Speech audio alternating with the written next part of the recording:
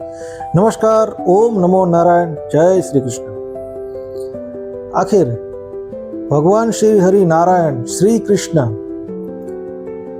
की पूजा में शंख का इस्तेमाल क्यों करते हैं? उनकी पूजा में शंख अवश्य इस्तेमाल करते हैं, लेकिन शिव जी की पूजा में हम शंख का इस्तेमाल नहीं किया जाता। शंख की पूजा निषेध है शिव की पूजा में, या ये नारायण की पूजा में शंख का ही इस्तेमाल क्यों हुआ जाता है, आज हम जानेंगे। मेरे गुरु ने बताया था कि शिव पुराण के अनुसार शंखसूर या तो शंखचूड़ ये एक दैत्य है, और जो दैत्यराज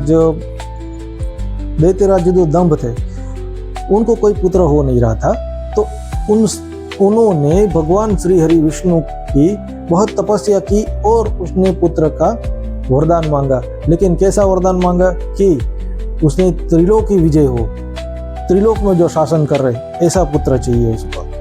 तो उनको पुत्र हुआ और उनका नाम पड़ा शंखसूर, या तो फिर शंखचूड़ भी कहते हैं उसे।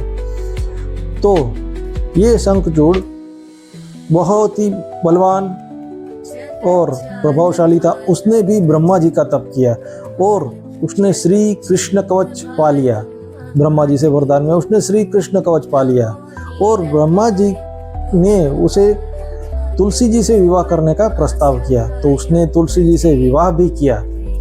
और आगे जाकर तुलसी जी ने भी हमारे विष्णु भगवान की आराधना की, सेवा की, पूजा की और प्रसन्न किया।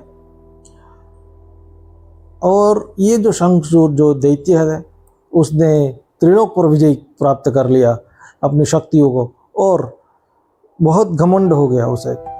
और जो देवता है वो त्राहिमाम हो गए।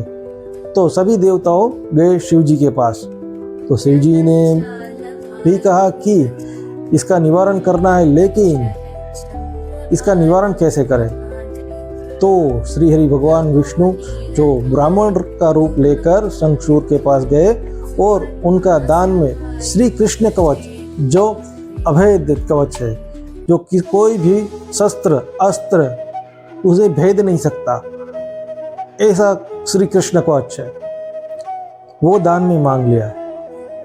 उन्हें दान में दे भी दिया। लेकिन जो तुलसी जी थे, तुलसी जी लगातार श्री हरि नारायण की पूजा करती थी, लगातार श्री विष्णु की पूजा करती थी, तो शंखचूड़ नहीं मर रहे थे। लेकिन तब हमारे श्री हरि भगवान विष्णु ने तुलसी जी के वहाँ पर जाकर शंखचूड़ का रूप लिया, और उनकी पूजा जैसे ही भंग हुई तो महादेव ने अपने त्रिशूल से शंखचूड़ का वध कर दिया। और ये वध करने के बाद जो अस्थियां बची हुई थी उनसे शंख का जन्म हुआ। लेकिन ये शंखचूड़ था वो भी श्री हरि नारायण का भक्त था, और तुलसी भी श्री हरि नारायण की भक्त थी। जो कृष्ण कवच पा लिया था शंखचूड़ ने, तो इतना प्रभावशाली था, इतना भक्ति वाला था, इसलिए श्री हरि नारायण की पूजा में, श्री कृष्ण की पूजा में, श्री विष्णु की पूजा में हम शंख का इस्तेमाल करते हैं। शंख में पवित्र जल भर के श्री हरि विष्णु को अभिषेक भी किया जाता है। और जो तुलसी का जो पत्ता होता है वो हर एक प्रसाद में रखा जाता है।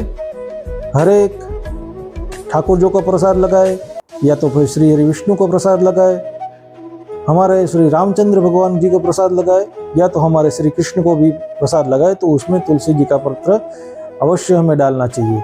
उससे हमारे श्री कृष्ण श्री राम प्रसन्न होते हैं। और याद रखें, शिव जी की पूजा में हमें शंख का इस्तेमाल नहीं करना है, वरना उसकी विपरीत असर होगी, क्योंकि शंखचूड़ का उसने वध किया था।